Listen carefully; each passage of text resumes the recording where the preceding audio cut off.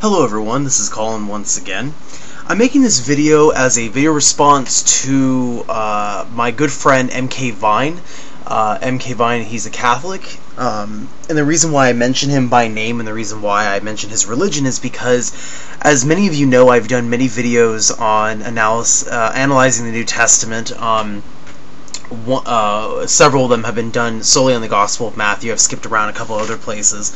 And one video I made in particular was called, looking at the topic of the so-called Messianic prophecy in the Gospel of Matthew, which reads, "He shall be called a Nazorean."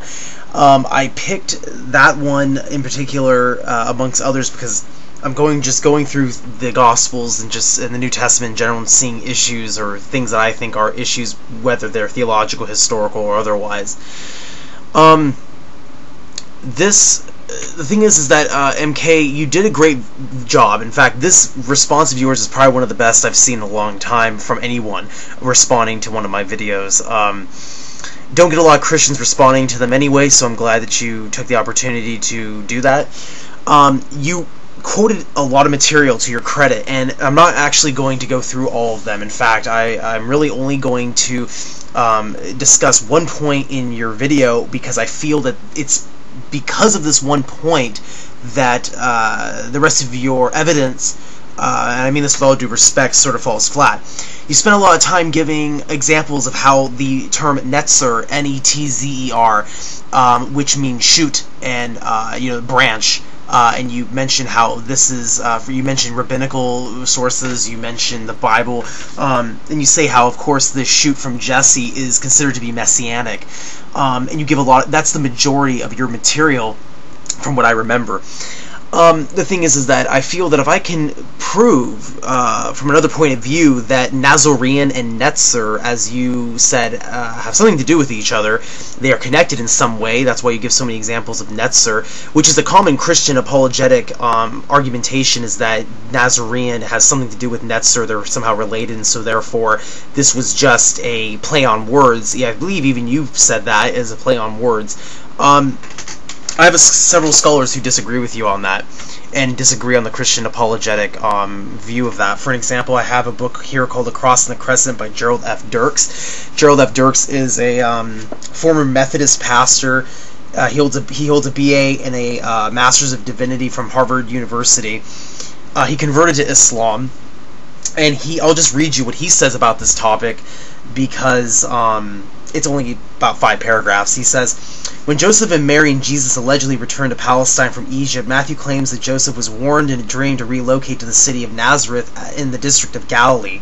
Matthew presents this relocation as another example of prophetic fulfillment. Quote, 'There he made his home in a town called Nazareth, so that what had been spoken through the prophets might be fulfilled. He will be called a Nazorean.' End quote. In presenting this example of prophetic fulfillment, Matthew opts for something entirely new. This time the quotation is not taken out of context, nor is the quotation of the obviously applies to someone or something else. This time the fact is that the alleged quotation simply doesn't exist. Nowhere in the entire Old Testament, including the apocryphal books of the Old Testament, can one find the words 'he will be called a Nazorean' or even the word Nazorean.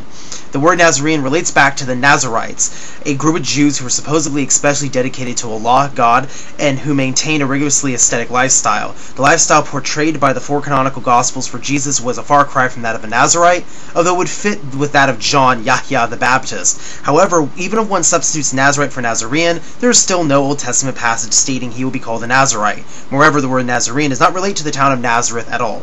Some biblical commentators have tried to save Matthew at this point by claiming that Matthew mistakenly related the word Nazorean to the Hebrew word netzer, N-E-T-Z-E-R, meaning a sprout or shoot, and thus may have seen an allusion to Isaiah 11:1, where there is mention of a shoot shall come out from the stump of Jesse, Jesse being the father of King David. However, netzer has a different consonantal root structure than does Nazorean.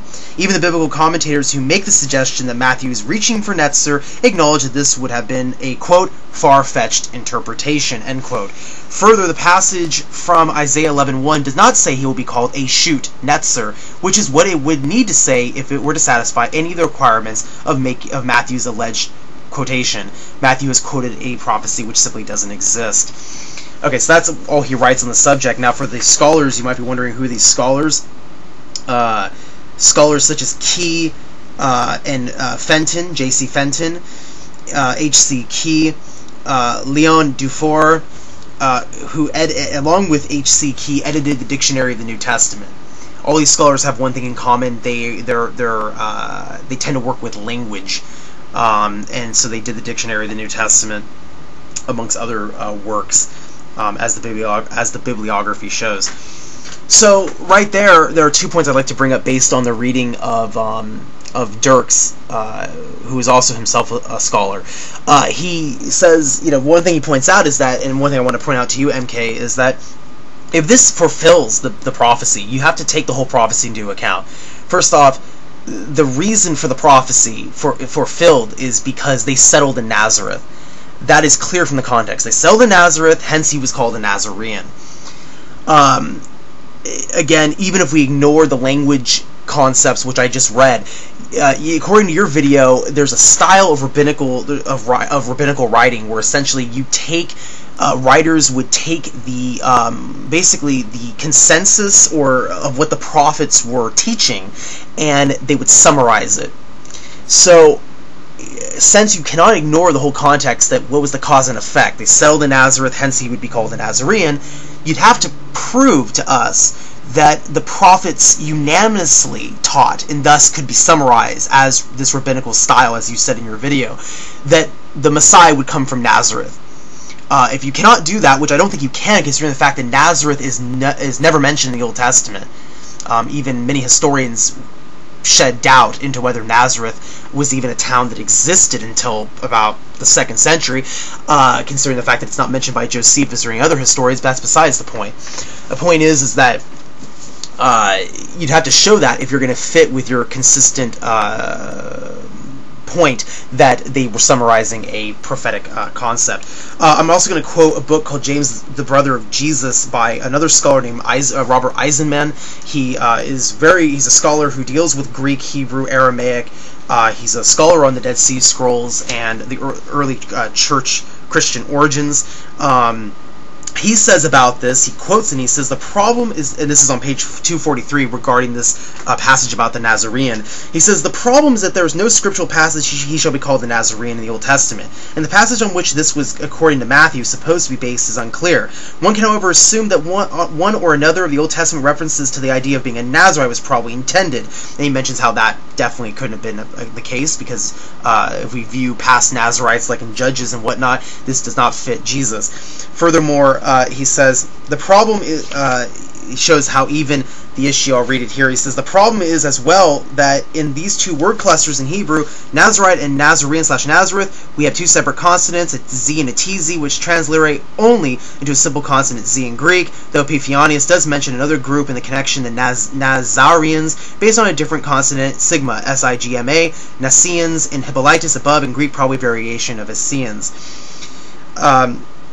Mentions here that in Hebrew these two parallel words, when spelled one way, that is with a TZ, as in Nazorean, simply means keeper, as we have seen. Spelled another, Nazarite with a Z, means consecrated or to be separated. In turn, in Christian thought, this often gets confused what will be called by the term Nazorean, even though, as Matthew puts it, this really does read, and he shall be called a Nazorean. This is probably due to Mark's use of Nazorean, chapter 1, verse 24, and confusion of these terms than anything else, but Mark uses Nazorean in 1034 as well. All these can be applied to what in Hebrew is meant by the usage of Nazarite, a consecrated or separated one. They really cannot mean from Nazareth, as the notation occurs elsewhere in the Gospels, though all such play on words were probably purposeful. End quote. Okay, so what we can see there is he also is asserting, this man is not, Eisenman is a great scholar, he is asserting that what Dirks and the other scholars Dirks cited is that Matthew was probably shooting for Nazarite, but of course that also, if he was shooting for Nazarite, which is a possibility, that does not work. If he was shooting for Netzer, as you asserted, meaning the shoot of Jesse the Messiah, these scholars are saying it's a far-fetched interpretation.